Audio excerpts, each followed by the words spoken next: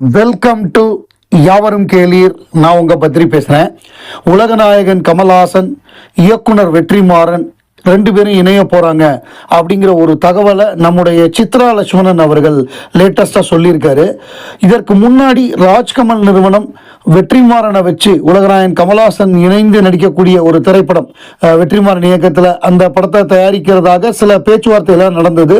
அதை வெற்றிமாறன் கூட சொல்லியிருந்தார். கமல் சார் கேட்டார் என்கிட்ட, உங்களுடைய மோட் ஆஃப் ஒர்க் எப்படி, ஸ்டோரி போர்டெல்லாம் போடுவீங்களா, என்ன மாதிரி ஒர்க் பண்ணுவீங்க அப்படின்லாம் கேட்டார். ஸோ அதை நானும் சார்கிட்ட சொன்னேன் அப்படின்லாம் சொல்லியிருந்தார். அதாவது வெற்றிமாறன் ரஞ்சித் எல்லாம் வச்சு படம் எடுக்கிறதா ஒரு ப்ரொபோசல் இருந்தது. அது ஒவ்வொரு காலகட்டத்தில் மாறும்ல. ஏன்னா சினிமாங்கிறது வந்து எவர் சேஞ்சிங். அதாவது அப்போ அந்தந்த காலகட்டத்துடைய ஓடிடி ஒரு அந்த ப்ரைஸு, சேட்டலைட்டு எல்லாமே மாறுது. இன்றைக்கி வந்து சேட்டலைட் ஓடிடிங்கிறது வந்து ரொம்ப கடினமான ஒரு காலகட்டம். ஸோ அதுக்கேற்ற மாதிரி பட்ஜெட் பிளான் பண்ணணும், கதையை பிளான் பண்ணணும், நடிகர்களை பிளான் பண்ணணும், எல்லாமே right from music director, editor எல்லாமே ஒரு பட்ஜெட்டை பிளான் பண்ணி படம் பண்ணக்கூடிய ஒரு காலகட்டம். சில நிறுவனங்கள் மிகப்பெரிய அளவில் செலவு பண்ணுவாங்க. ஸோ இவங்க சொல்கிற கமல்ஹாசன் வெற்றிமாறன் மிகப்பெரிய அளவில் செய்யக்கூடிய பெரிய கம்பெனி அப்படின்னா நம்முடைய ஐஸ்வரி கணேஷுக்கு நீண்ட நாட்களாக கமல்ஹாசனை வச்சு ஒரு படம் எடுக்கணும் அப்படிங்கிறதுக்காக அவர் ரொம்ப நாளாகவே அவர் ட்ரை பண்ணுறாரு.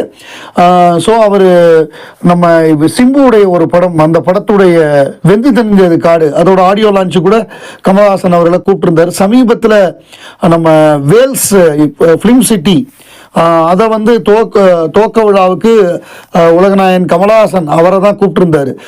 அவரையும் நம்ம நாடாளுமன்ற உறுப்பினரான கமல்ஹாசன் அவர்களையும் மத்திய அமைச்சர் நிர்மலா சீதாராமன், அதே மாதிரி மத்திய அமைச்சர் முருகன், அது தமிழ்நாடு அமைச்சர் தங்கம் தென்னரசு இவங்களெல்லாம் கூப்பிட்டுருந்தாரு.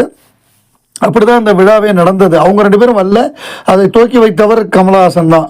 ஸோ அந்த அளவு கமல்ஹாசன் மீது நட்பும் அன்பும் கொண்டவர், மரியாதையும் கொண்டவர். நிச்சயமாக அவர் வந்து ஒரு படமாவது பண்ணிடணும்னு நினைக்கிறாரு. வெற்றிமாறன் அவருக்கு ரொம்ப நெருக்கமான நண்பர். வெற்றிமாறனை வச்சு அவர் ஆல்ரெடி ஒரு படம் பண்ண போகிறதா ஒரு பேச்சு அடிபடுது. நிச்சயமாக அவர் ஒரு ப்ராஜெக்டை கொண்டு வருவார். ஏன்னா அவர் வந்து கௌதம் மேனன் கமல்ஹாசன் இணையணும்னே ஆசைப்பட்டார். அது கதையெல்லாம் சொல்ல சொன்னார். பட் அது அந்த நேரத்தில் அது நடக்கலை. நிச்சயமாக இந்த வெற்றிமாறன் நடக்கிறதுக்கு வாய்ப்பு இருக்குது. அதுக்கு முன்னாடி நம்ம சில கமல் ரசிகர்கள்லாம் இந்த செய்தி கேட்டோன்னே என்ன சொன்னாங்கன்னா, ஏற்கனவே அறிவிக்கப்பட்ட KH 237 ஆரம்பிக்கல, அதுக்குள்ள நீங்க கமல்ஹாசன் வெற்றிமாறன் ஒரு படம் எடுத்தா வருஷ கணக்கில் எடுப்பாரு. அவர் சிம்பு வச்சு ஒரு படம் எடுக்கிறாரு, எடுத்து முடிச்சுட்டு வரட்டும் அப்புறம் பேசிக்கலாம் அப்படின்னு சொல்றது வந்து நமக்கு கேட்குது. உன்னை போல் ஒருவன் திரைப்படத்தில் வந்து கணேஷ் வெங்கட்ராமன் ஒரு முக்கியமான கதாபாத்திரத்தில் நடிச்சிருந்தார். அவர் பிக் பாஸ் சீசன் 1லையும் வந்தார். அவரை பொறுத்தவரையே அவர் இப்போ லேட்டஸ்ட்டாக ஒரு படத்துக்கு வந்து இன்டர்வியூ கொடுக்க வந்திருந்தார். அந்த படத்தோட பேர் உன் பார்வையில் அப்படிங்கிற படம். அதில் அவர் என்ன சொல்லியிருந்தாருன்னா, அந்த பேட்டியில் வந்து உலகநாயகன் கமல்ஹாசன் வந்து என்னுடைய மென்டர், அவர் தான் என்னுடைய குருநாதர். அவர் வந்து பல வந்து இதை வந்து பிரேக் பண்ணியிருக்காரு, பல பவுண்டரிஸை வந்து பிரேக் பண்ணியிருக்காரு. அவர் வந்து ஒரு நடிகர் மட்டும் கிடையாது, அவர் வந்து ஒரு ஒன் மேன் யூனிவர்சிட்டின்னு சொல்லலாம். அவர் வந்து ஒரு motivational speaker, host and much more. Is a visionary who is always head of his டைம்ஸ்ங்கிறாரு. அதாவது தன் 10 வருஷங்களுக்கு பின்னாடி வரக்கூடியதை முன்கூட்டியே அறியக்கூடிய ஒரு தீர்க்கதரிசியாக உலகநாயகன் கமல்ஹாசன் அவர் இருந்திருக்காரு. அவர் அப்பவே அந்த காலகட்டத்திலேயே 90களிலேயே வந்து பின்னாடி வந்து டிஜிட்டல் வரும், அதே மாதிரி OTT வருங்கிறதெல்லாம் முன்கூட்டியே அவர் சொல்லியிருக்காரு. அதாவது கமல் சார் என்ன சொன்னார் அப்படின்னா, டிவியில் எந்த டயத்தில் டெலிகாஸ்ட் பண்ணுறாங்களோ நம்ம பார்த்துக்கிட்டு இருக்கோம், அந்த நிலைமை போக நம்ம எப்போ நினைக்கிறோமோ பார்த்துக்கிற மாதிரி ஒரு நிலைமை வரும் அப்படின்னு அவர் சொன்னார். அவர் OTT அப்படின்னு வார்த்தையில் சொல்லலையே தவிர, நம்ம எப்போ வேணாலும் நம்ம லஞ்ச் டயத்துலையோ நம்ம டீ டயத்துலையோ நம்ம எப்போ நினைக்கிறோமோ அப்போ வந்து அதை போட்டு அந்த படத்தை பார்க்கறதுக்கு வாய்ப்பு வரும் அப்படின்னு சொன்னார். அதுதான் OTT. ஏன்னா முன்னாடிலாம் டிவியில் ஞாயிற்றுக்கிழமை படம்னா நம்ம உட்காருவோம், அவங்க வந்து 2 மணி நேரம் படத்துக்கு 3 மணி நேரம் அட்வர்டைஸ்மெண்ட் போடுவாங்க, 6 மணி நேரம் ஓடிக்கிட்டு இருக்கும் அது. பட் இப்போ நம்ம நினச்சோம்னா நம்ம எப்போ நினைக்கிறோமோ லஞ்ச் டைம் பிரேக்கில் வந்து ஒரு எபிசோடு பார்க்க முடியுது. அந்த மாதிரி நம்ம இதை வந்து அப்போவே சொன்னவர் உலகநாயகன் கமல்ஹாசன் அப்படிங்கிறத வந்து Ganesh Venkatraman Kamal Haasan is my mentor அப்படின்னு சொல்லியிருக்கார். ராதிகா தமிழில் வந்து ஒரு மிகச்சிறந்த ஒரு நடிகை. அதாவது ஹீரோயின்களுக்கு முக்கியத்துவம் தரக்கூடிய பல படங்களில் நடித்தவங்க. ராதிகா, ஊர்வசி, ரேவதி, சுகாசினி இவங்கெல்லாம் மிகச்சிறந்த நடிகைகள். லக்ஷ்மி இவங்களெல்லாம் சொல்லலாம். இதில் லேட்டஸ்ட்டாக தாய்க்கிழவி அப்படிங்கிற ஒரு படத்தை சிவகார்த்திகேயன் தயாரிக்கிறாரு. அந்த பேஷன் ஸ்டுடியோஸோடு சேர்ந்து அதில் வந்து தாய்க்கிழவி கெட்டப்பில் வந்து நம்ம ராதிகா நடிக்கிறாங்க. அந்த கெட்டப்பை எடுத்த உடனே அந்த படத்தோட ட்ரெய்லரு, அந்த ஃபோட்டோ ஷூட் எடுத்த உடனே மேக்கப்போட சேர்த்து ஃபோட்டோ வந்து உலகநாயகன் கமல்ஹாசனுக்கு சிவகார்த்திகேயன் அனுப்பிச்சிருக்காரு. சார் இதை பார்த்துட்டு உங்கள் கமெண்ட்டை சொல்லுங்கள் அப்படின்ன உடனே கமல் சார் வந்து பிரமாதம், வேற எந்த ஹீரோயினும் இதை பண்ணதே இல்லை, நீ பண்ணிட்டேன்னு ராதிகாக்கே ஃபோன் பண்ணி சொல்லியிருக்காரு. அவங்களுக்கு பயங்கர ஹாப்பியா கமல் சார் இப்படி சொல்றாருன்னு. அப்போ அவங்க வந்து ஹாஸ்பிட்டலில் இருந்திருக்காங்க, உடம்பு முடியாமல் டெங்கு ஃபீவரில் வந்து இருந்திருக்காங்க. அப்புறம் படத்தோட ட்ரெய்லரை அனுப்பிச்சிருக்காரு சிவகார்த்திகேயன். ட்ரெய்லரை பார்த்துருக்காங்க. ட்ரெய்லரை பார்த்துட்டு ஸ்ரீபிரியாவுக்கு ஃபோன் பண்ணி இந்த மாதிரி ஒரு நடிகை பிறந்து தான் வரணும், ஷீ இஸ் த பெஸ்ட் அப்படின்னு பாராட்டியிருக்காரு.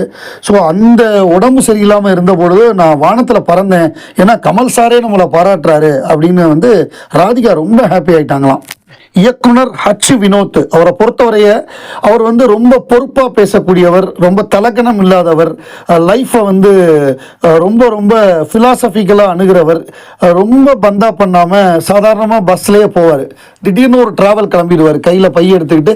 அவர் எங்கே போகிறாரோ, எத்தனை நாள் போகிறாரோ அங்கே போவார், அங்கே நடக்கிற சம்பவங்கள் எல்லாம் பார்ப்பார், அதெல்லாம் வச்சு அவர் ஒரு கதை எழுதுவார். ஸோ அந்த மாதிரி தான் அவர் ஒரு ரொம்ப சிம்பிளான மனிதர். அவருடைய சதுரங்க வேட்டையாக இருக்கட்டும், தீரன் அதிகாரம் 1 இருக்கட்டும், அந்த படங்கள்லாம் அவருக்கு நல்ல பேர் எடுத்தது. அப்புறம் ஏதோ ரீமேக் படங்கள்லாம் பண்ணார் அஜித்தை வச்சு, அது எதுவும் சரியாக வரல. அந்த என்ன அஜித் போலீஸாக நடிக்கக்கூடிய ஒரு படம் எடுத்தார், அந்த அப்டேட் கேட்டுக்கிட்டே இருப்பாங்க. அந்த படத்தோட பேர் எனக்கு டக்குன்னு ஞாபகம் இல்லை. அது அந்த படமும் அவருக்கு சரியாக போல. அதுக்கப்புறம் நேர்கொண்ட பார்வை ஞாபகம் இருக்குது அந்த படத்தோட பேர். ஏன்னா அது வந்து பிங்க் படத்தோடைய ரீமேக்கு. அந்த படமும் சரியாக வரல, அது வந்து ஒரு ஆஃப் பாயில் படமாக தான் இருந்தது.